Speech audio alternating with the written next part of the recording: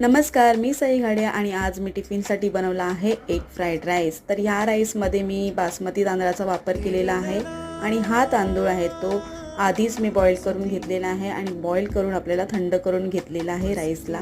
भाज्यांमध्ये 5 मिनिटं या सर्व ज्या पण भाज्या घेतल्या आहेत त्या 5 मिनिटं हाय फ्लेमवरती मी फ्राय करून घेतलेल्या आहेत तेलामध्ये आणि खूपच सोप्या पद्धतीमध्ये हा एग फ्राईड राईस होतो। तुम्ही सुद्धा नक्की ट्राय करा आणि कमेंट्समध्ये मला नक्की सांगा।